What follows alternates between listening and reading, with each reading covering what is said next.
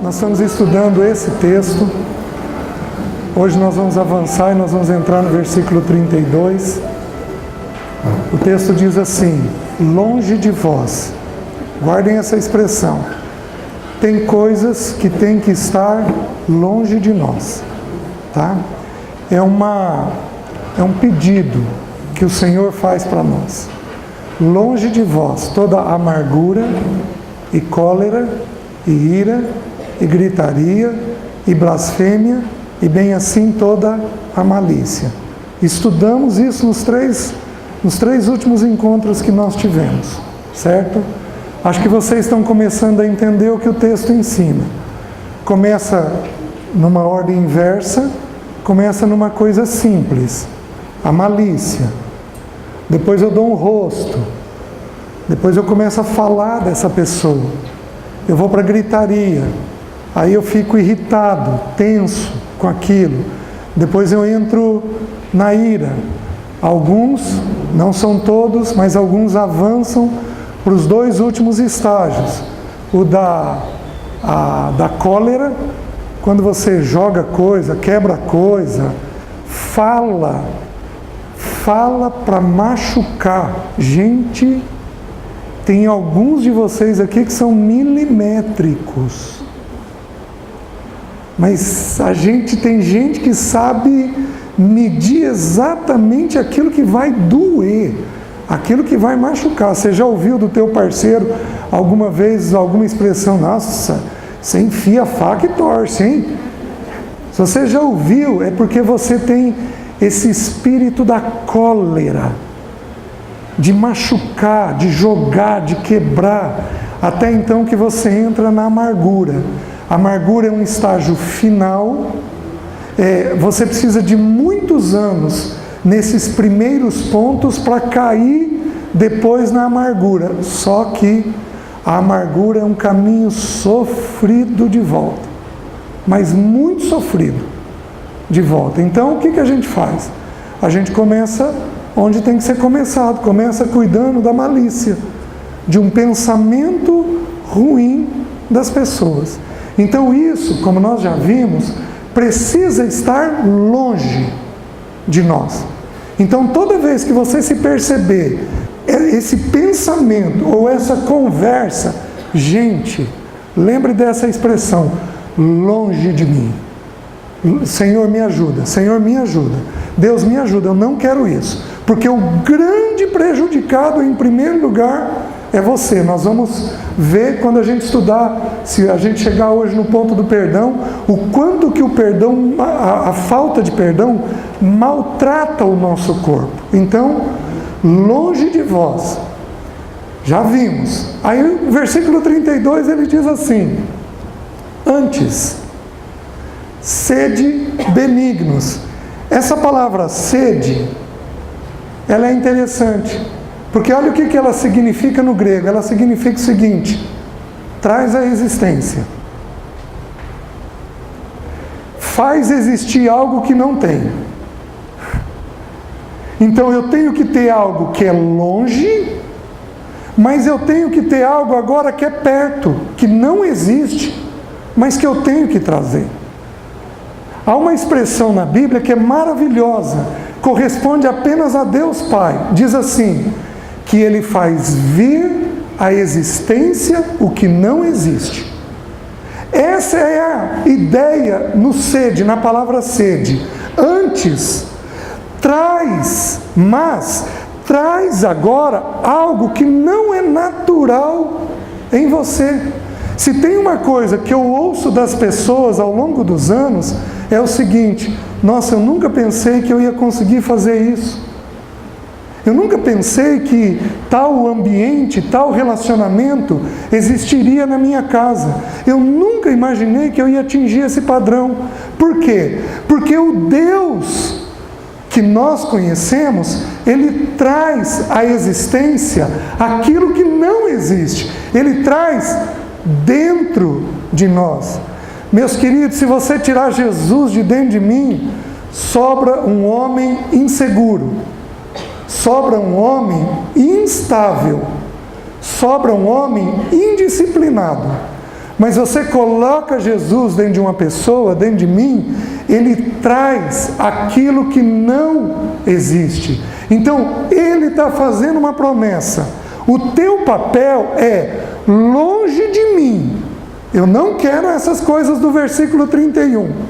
Porém, agora você vai pedir ajuda e ele vai produzir aquilo que você não tem. Então ele pega uma mulher raivosa, briguenta, e torna numa mulher tranquila. Nós temos, a Bíblia ensina que a gente tem um pai na fé, que é chamado de Abraão. Abraão era casado com uma mulher chamada Sarai. Sarai significa contenciosa, briguenta. Na expressão atual, barraqueira. Então ele era casado com uma mulher que brigava com ele o tempo todo. Chegou um ponto em que Deus visitou essa casa. E meus queridos, basta uma visitação. Deus visitou aquela casa e falou para Abraão: Abraão, eu vou mudar o teu nome. Você vai se chamar Abraão, pai de uma numerosa multidão. Ele não tinha filho nenhum, mas Deus fez essa promessa.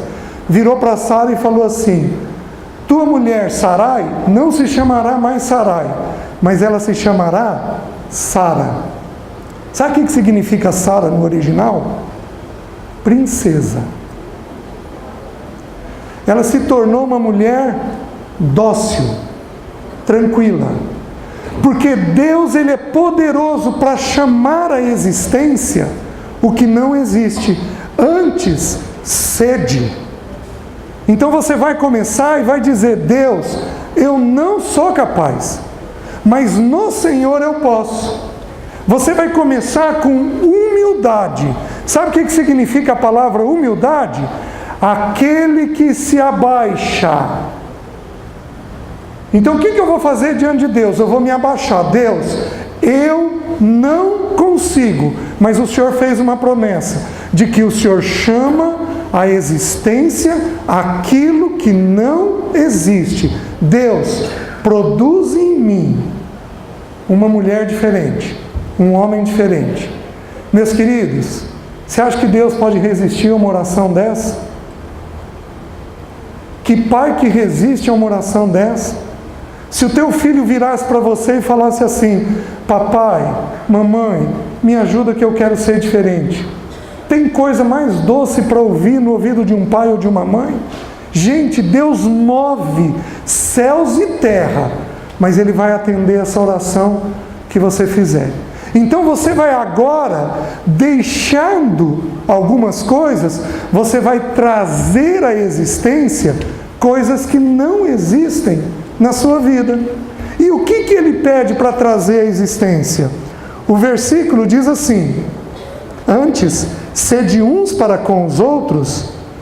Então, ele está dando a pista. Ele está dizendo o seguinte: antes, traz à existência o quê? Em primeiro lugar, uns para com os outros. A coisa mais difícil da vida é gente. A coisa mais complicada na vida é gente. Quando eu for estudar sobre educação de filhos, eu vou estudar sobre uma doença da modernidade. Alguns de vocês devem ter filhos enterrados no quarto no computador. Isso daí é uma doença da modernidade, chamada fobia social. Não conseguem sair de casa, se enterram no computador. Eu tive pessoas que passam 17 horas.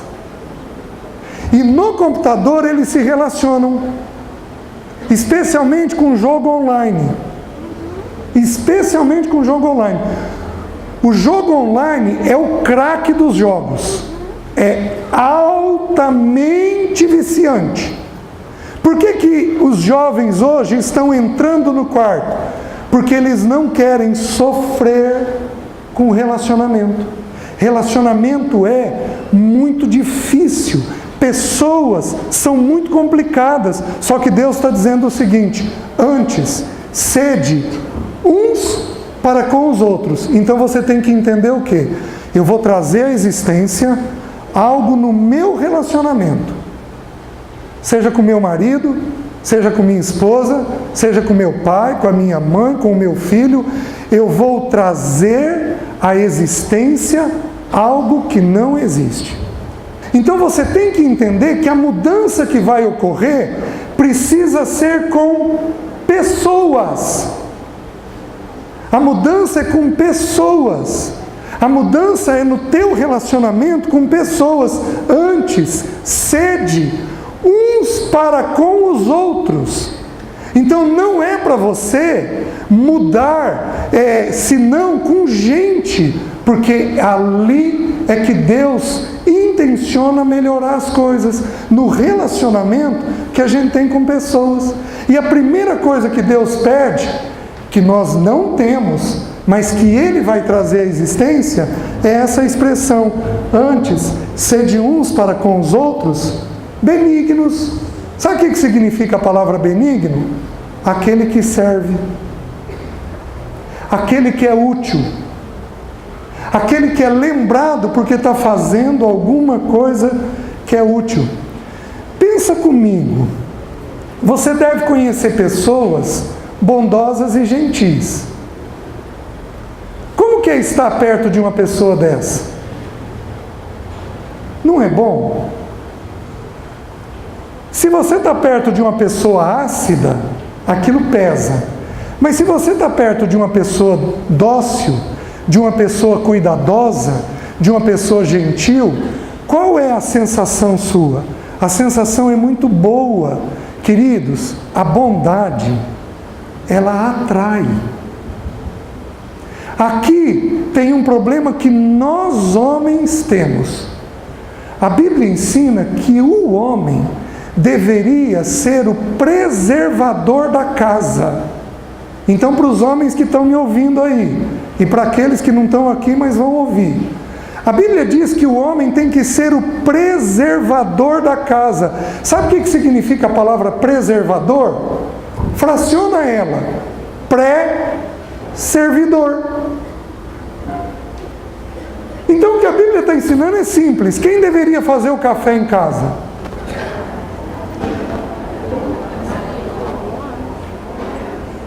É errado a mulher servir?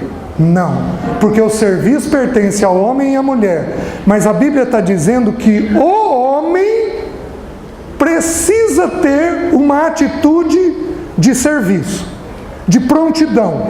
Você já pensou um lar com um homem desse jeito? Você já pensou o teu marido sendo um homem assim? Como é que teu filho olharia essa relação? Queridos, se tem uma coisa que a Bíblia faz com a mulher, é proteger a mulher, é cuidar da mulher, é mostrar que a mulher precisa ser tida em alta conta e ela precisa ser cuidada. A Bíblia faz isso com a mulher, só que o pedido aqui é tanto para o homem quanto para a mulher. Antes, sede uns para com os outros benignos, bondosos. Você tem que ter aquela atitude de serviço. Aí eu preciso dar uma paradinha. Em geral, dentro de casa a gente briga por besteira. Em geral a gente briga pelo sapato que ficou no chão, pelo quarto em desordem. Estou mais ou menos certo? A gente vai brigar porque não teve a prontidão de vir de nos ajudar. Aí deixa eu ensinar uma coisa para você. Brigue, entre aspas. Guerreie quando houver um pecado. Coisas menores, não brigue. Coisas que são toleráveis e suportáveis, não brigue. Nós temos que comprar uma luta quando o filho mente. Nós temos que comprar uma luta quando o filho não se submete à autoridade da gente. Nós temos que comprar uma luta quando o filho está tendo um relacionamento indevido com alguém. Nós temos que comprar uma luta quando há desrespeito dentro de casa. Mas, meus queridos, coisas menores, tenham uma atitude de serviço. Eu não estou pedindo para você proteger em demasia os seus. Eu não estou pedindo para você fazer tudo em casa. A Bíblia está pedindo o seguinte: tenha uma atitude de serviço. Tenha uma atitude de fazer. Traz aos outros esta atitude de servir. Deus vai te honrar. Morda a língua.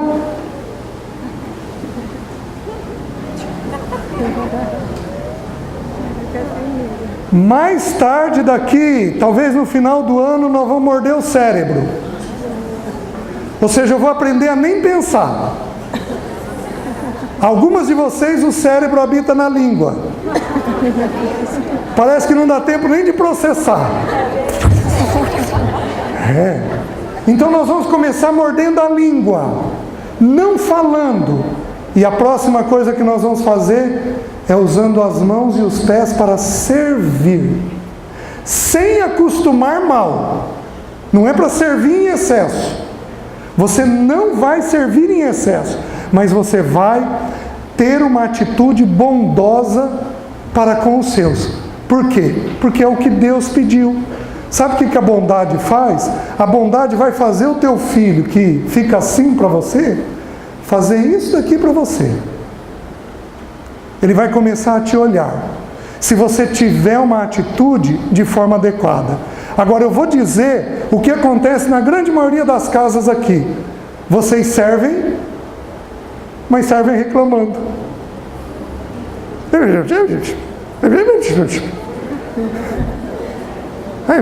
Eu estou fazendo sozinho, está lá sentado no sofá assistindo o filme, o jogo, e não vem aqui, não me ajuda.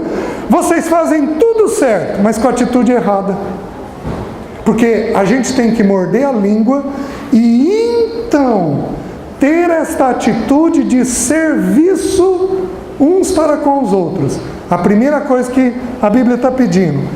A segunda coisa que ele pede que é para a gente ser compassivo.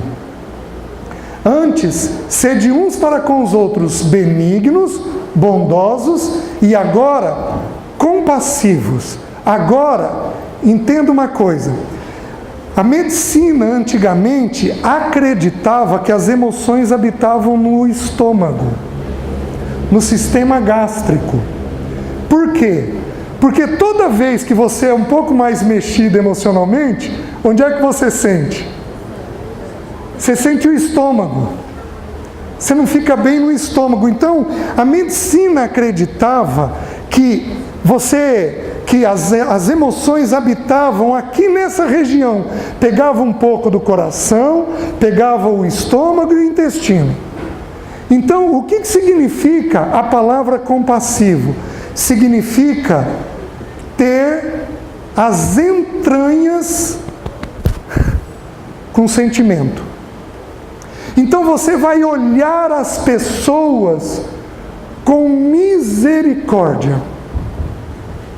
Você vai olhar a pessoa e não olhar o que ela faz. Você vai passar a ter amor pelas pessoas. Queridos, algumas de vocês aqui estão feridas, mas algumas de vocês aqui estão sangrando há tempo. Eu entendo que ter uma emoção boa com um marido ou com um filho que fala muita coisa ruim para você, ou que faz muita coisa ruim para você, é difícil. Porém, Deus chama à existência aquilo que não existe. Tenha misericórdia dos seus. Tenha compaixão dos seus. Tenha um afeto bom. Lembra de onde ele veio. Lembra que tem uma cabeça complicada. Lembra que tem limitações. E pede a Deus: Deus, me dá um afeto correto aos meus. Olha o que Deus fez. Deus faz você primeiro ter uma bondade ser benigno, e Deus depois pede para que você desenvolva uma emoção boa para com os seus. Gente, se Deus fosse falar para nós tudo o que Ele precisa falar, você ia suportar? Eu não ia.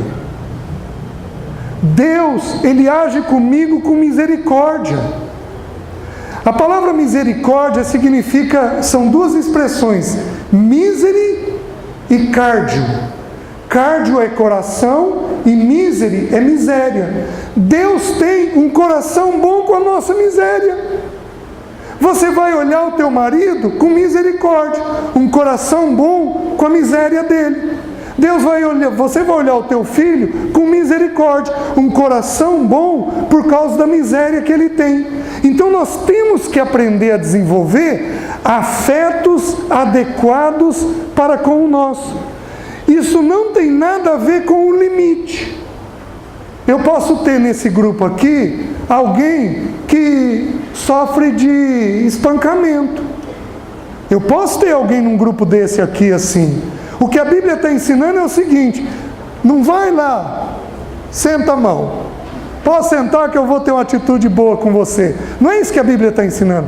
A Bíblia está ensinando que você vai estar 3 passos atrás, porque ele te agride, mas você vai olhar para ele com uma atitude de compaixão, de misericórdia, de cuidado. Você está conseguindo me entender? Então nós temos que pedir para Deus: Deus, me dá o sentimento adequado para os meus. Então Deus pediu 2 coisas.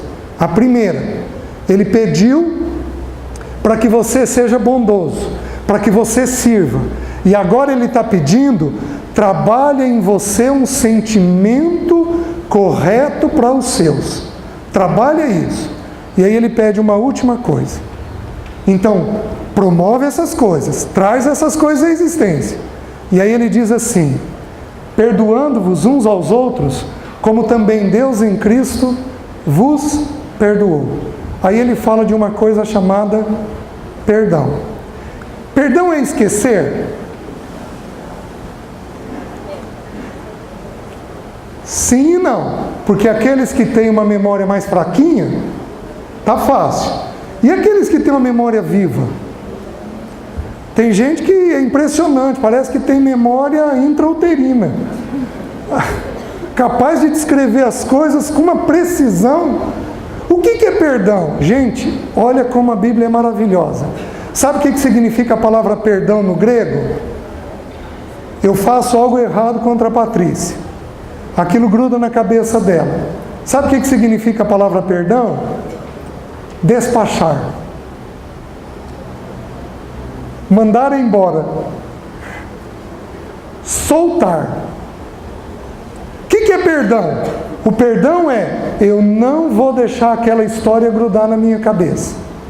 Eu vou despachar isso daqui. Sai daqui. Vai embora. Antes, perdoando-vos uns aos outros, como Deus em Cristo vos perdoou. Então, o que é o perdão? O perdão é você pegar aquilo que houve, que te machucou, e você não permitir que aquilo fique na sua cabeça. Você tem que despachar. Porém, Deus é o único que faz isso em dose única. A Bíblia diz que Deus, lá no livro de Miqueias, diz que Deus perdoa os nossos pecados, lançando eles nas profundezas do mar. Olha que expressão maravilhosa. Gente, hoje sabe-se que tem profundeza do mar que chega a 12 mil quilômetros. E tem um autor cristão que diz assim, que Deus pega o meu pecado contra a Patrícia, quando eu peço perdão para ele, ele pega o meu pecado e lança no mar, na profundeza do mar, e põe uma plaquinha lá: proibido pescar. Porque de vez em quando a gente faz o quê? Vai lá e pesca. Queridos, eu estou falando algo difícil. Porque como eu estou tentando explicar, algumas de vocês não estão feridas. Algumas de vocês estão sangrando há muito tempo. Vocês estão mais que feridas. Porém, aquele que chama à existência as coisas que não existem, ele é capaz de tocar em mim e em você para fazer isso conosco. Então, a palavra significa despachar, mandar embora, soltar. Eu não vou deixar aquilo grudar. Deus faz em dose única. Porém, Jesus virou para Pedro. Pedro perguntou para ele: Senhor, até quantas vezes eu tenho que perdoar o meu irmão? Até 7. Jesus falou para ele assim: Pedro, eu não te digo até 7, mas eu te digo até 70 vezes 7. 490 vezes. Aquilo é uma expressão de um múltiplo. Eu vou ter que perdoar muitas vezes. Por que Jesus falou 70 vezes 7? Eu fiz o mal para a Patrícia, fiz ela sofrer, ela me perdoa, dali 3 horas ela cruza comigo e... Mas o César, aquele dia, o que ela vai ter que fazer? Soltar. Deus, eu já perdoei ele. Eu não vou ficar com esse pensamento. Ela cruza comigo dali 3 dias. Desgraçado. Miserável. Já estou sentindo como é a conversa de vocês. Vem e gruda. Senhor, eu vou soltar. Então o perdão, ele é uma atitude, ele não é um sentimento. E por que tem que ser 70 vezes 7? Porque o negócio fica querendo voltar o tempo todo, fica querendo voltar na tua mente. E aí você vai ter que soltar. Você não vai poder ficar com aquilo na tua mente. Nós temos que parar. Semana que vem continuamos no perdão.